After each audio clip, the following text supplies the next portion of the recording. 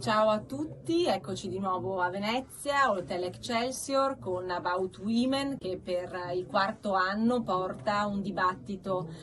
sull'oggi, su quello che succede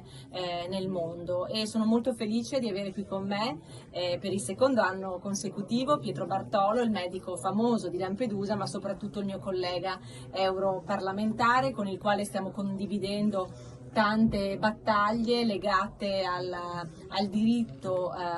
dei migranti ad avere una prospettiva, forse al diritto di tutte le persone al mondo a poter sognare di dare un futuro degno ai propri figli. Oggi abbiamo affrontato i temi appunto dell'accoglienza e non possiamo però non parlare di Afghanistan e di come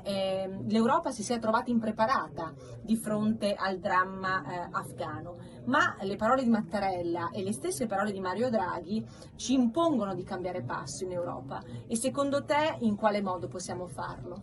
Ma guarda, non è questione di impreparazione, è semplicemente questione di buona volontà,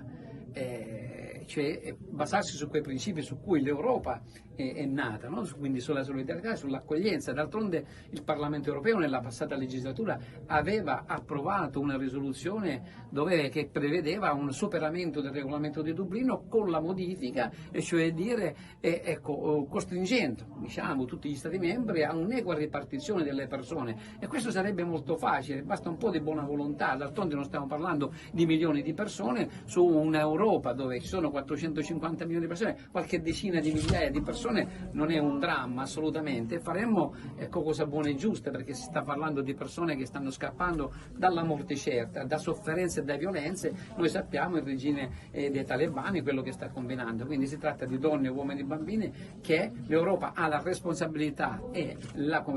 l'obbligo di accoglierli, anche perché tutto quello che sta succedendo forse è anche responsabilità nostra. Quindi... Tu Pietro prima l'hai detto chiaramente, e noi che siamo andati insieme lungo la rotta balcanica a vedere con i nostri occhi la condizione dei migranti, per esempio nel campo di Lipa, sentiamo tante bugie, no? Che vengono narrate, una narrazione sbagliata nei confronti anche della migrazione, nei confronti dell'accoglienza. Tu hai alle tue spalle 30 anni e più di esperienza come medico, e la tua è stata un'esperienza di successo, un'esperienza drammatica da un lato, ma di grande successo perché hai aiutato migliaia e migliaia di persone. Allora, come possiamo, spiegare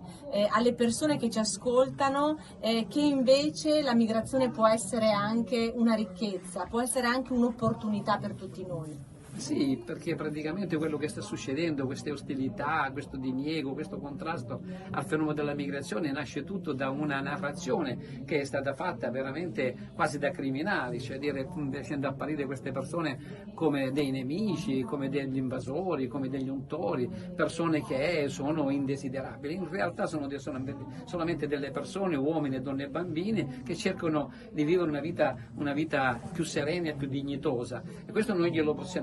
dobbiamo permettere, e tutto questo possiamo farlo cambiando questa narrazione, perché il segreto sta anche in questo: cercare di far capire alla gente che purtroppo è stata plagiata, è stata ingannata, ci sono state raccontate tante quelle bugie che poi alla fine la gente ci crede e reagisce anche nel modo sbagliato, l'abbiamo visto. Ma la gente non è cattiva, basta raccontargli le cose veramente come stanno. E io vi posso dire, da persona, contrariamente a quelle che raccontano le bugie, da persona che invece è stato là in trincea, che si è messo le mani, che si è messo la faccia, che ha aiutato quella persona. Ho visitato più di 350.000 persone, ho fatto delle cose anche sgradevolissime che io non amo fare, tutte quelle ispezioni cadaveriche su donne, uomini e bambini, veramente cose terribili. Bisognerebbe raccontare alla gente, cosa che cerco di fare con tutti i mezzi che ho a disposizione. Anche oggi per me è stato importantissimo venire qua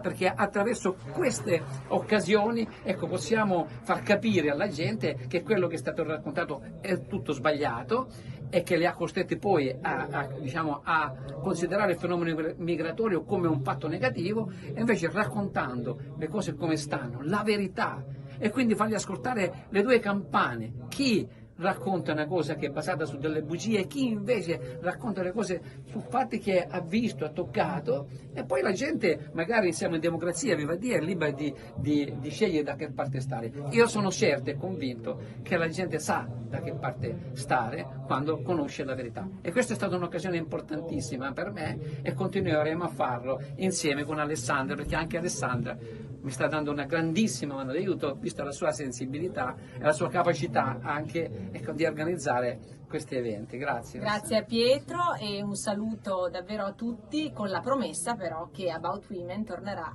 anche l'anno prossimo.